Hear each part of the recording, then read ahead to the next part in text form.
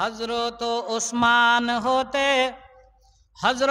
ওসমান হতে বর্ণিত রয়েছে,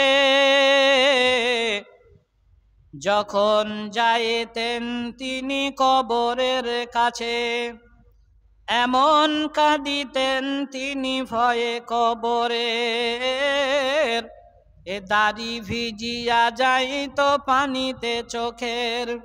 সাহাবায়ে তারে জিজ্ঞাসা করিল, কবর দেখিয়া তুমি কাঁদো কেন বলো?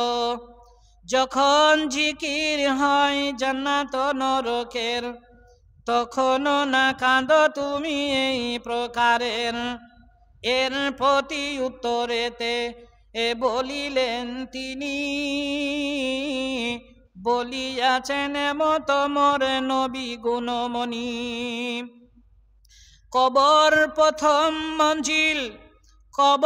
প্রথম মঞ্জিল জানো আখেরের, পাইলে না যাতে সীতা ভয় নাই ফের। আর সেখানেতে যদি না পাও উদ্ধার, কোন মঞ্জিলে আর না হইবে পার। তোমার অবস্থা যেন এরূপ হইবে,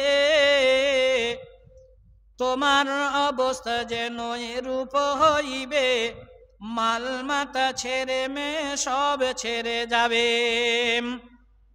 মৌতের সময় কিছু কাজে না আসিবে, বাড়ি ঘর সব কিছু পড়িয়া থাকিবে। তোমাকে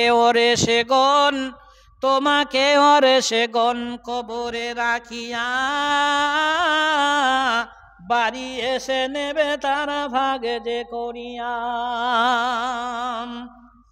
তোমার জন্যে থেকে দান করিবে না, শোধে না করিবে কেহ তোমার করা দেনা।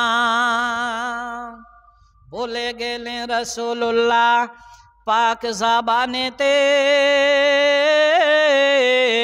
এ নাচে কঠিন জায়গা কবর হইতে। কবরের তোরে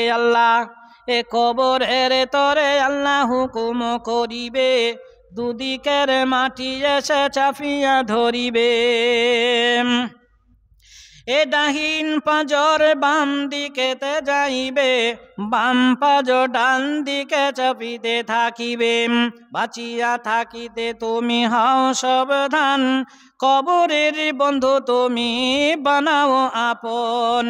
সাদকা জারিয়া যাহা আজ পাঠাইবে, কবরের আযাব হতে বাঁচাইয়া নিবে।